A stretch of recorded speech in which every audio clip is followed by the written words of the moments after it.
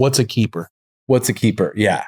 You thinking about it? What do you think's a keeper? Because I get like a keeper with plants. Yeah, because I had a joke with a buddy, Greentown, Canada, this Canadian dude, right? And I used to tell him, like, I get handed jars sometimes, and sometimes I'll roll them up and I'll be like, damn, this is what they chose as the keeper? Oh, yeah. Yeah.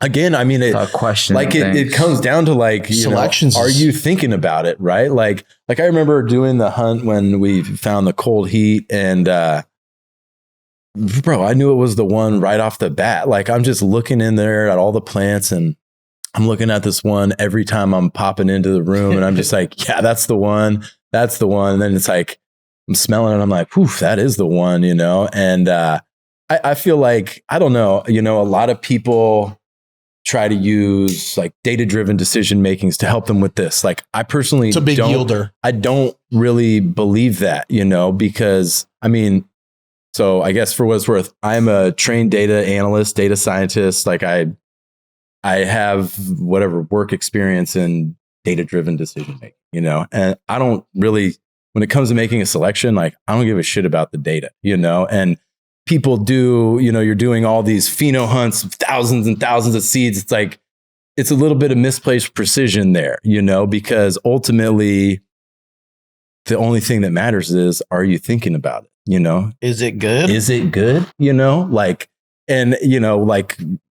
that, I think, is part of the art of your brand, right? Is that you're the guy that's supposed to pick it, and your preference is going to change over time, right? And you should allow for that. Like, data can tell you what happened in the past. And if you're good with it, it might be able to tell you what's going to happen in the future.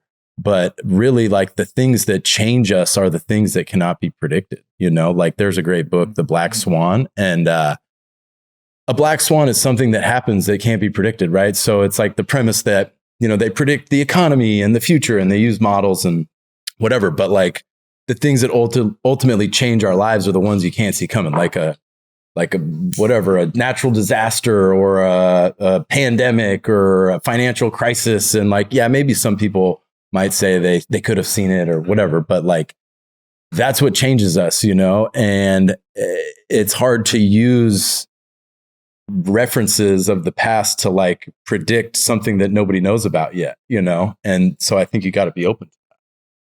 You can't just be only listening to the numbers, I guess you could say the same about the weed industry. It's the same. Yeah. I mean, it's no one sees it coming, like whatever it's going to be, like it should be unforeseeable. It should be a black swan. If it's going to have a big impact, it's going to be a black swan that nobody can see coming.